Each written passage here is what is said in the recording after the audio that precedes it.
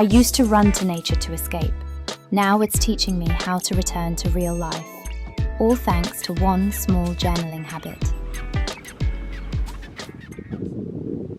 Hello everyone. Welcome to today's video. I'm Lucy. I share tips on journaling, pocket journaling, and mental clarity. Today I'm finally filming the walk I meant to film the other day, the one that unexpectedly turned into a walk in the dark because, well, it gets dark really early in England in winter. But this video isn't just about journaling in nature in the usual sense. Not the trees are nice, fresh air is relaxing kind of thing. You already know that. Today I want to explore what happens internally, what shifts in your mind when you step out of the busy human world into the natural one, and then try to return. So let's go.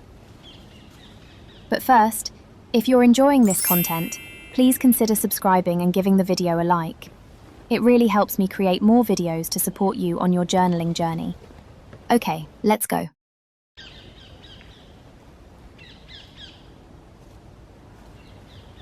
Here we are. The forest feels majestic and grounding all at once. Earlier this morning, I was following a few prompts from my 21-day pocket journaling guide on Calm. I'll link it below. And one prompt stopped me in my tracks. One of the fastest ways to calm your nervous system is simply to step outside. It reminded me that calm doesn't need a huge intervention. Sometimes it's just a tiny decision that reroutes your entire afternoon. And that's what I'm doing today, checking in with nature to see what it reflects back.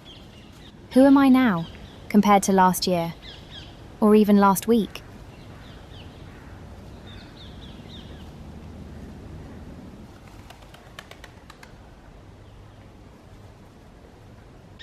The first thing that hits me isn't serenity, it's contrast. In cities, you're constantly negotiating with your environment. Noise, movement, decisions, expectations. Out here, none of that exists. The world isn't asking anything of you. You just fall back into rhythm with it.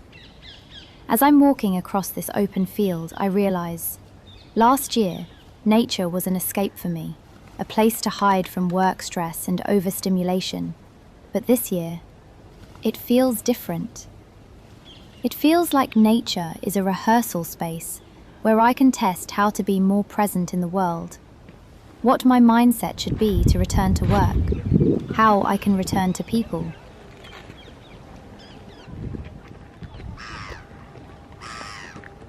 I am loving the peace and calm here, but strangely, being here makes me actually want to be around people again afterwards.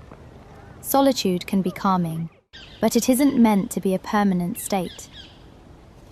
I already know I'll end this walk in a coffee shop or a warm pub, surrounded by the soft noise of people, and that feels exactly right.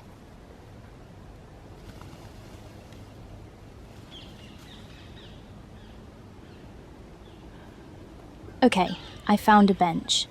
I'm going to take a moment and write a few thoughts in my pocket journal. If you want to journal along with me, here are 3 easy prompts you can do right now. 1. What am I noticing out here that I'd otherwise miss?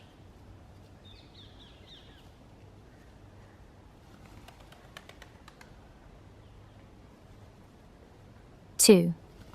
What part of me shows up in nature that I don't see in the city?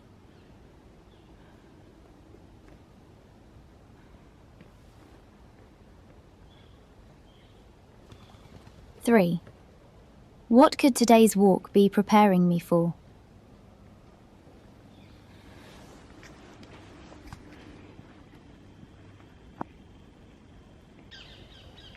Small questions, big doors. And if you're looking for a full 21-day journey like this, I've created 2 guides with simple prompts, one for clarity and one for calm, which I mentioned earlier. They're linked below. I use them myself every day.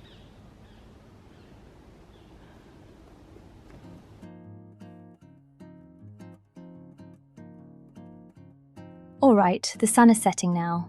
Beautiful colours on the water, and the ducks are louder than you'd expect. I'm about to make my way back.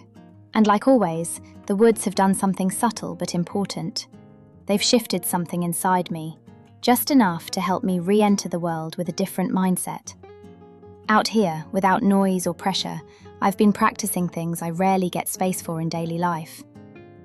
Slowing down, noticing my thoughts instead of reacting to them, listening to my body, and letting my mind settle instead of race.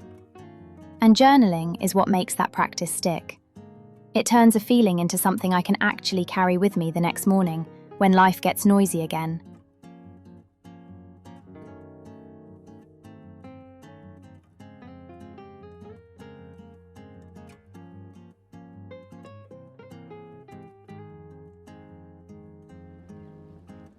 Thanks for walking with me today. In the next video, I'll talk about the state of calm, what it actually is, why so many of us are starving for it, and how to find it without feeling like you need to escape your everyday routine. Don't forget to click the subscribe button if you enjoyed this video. I can't wait to see you in the next one.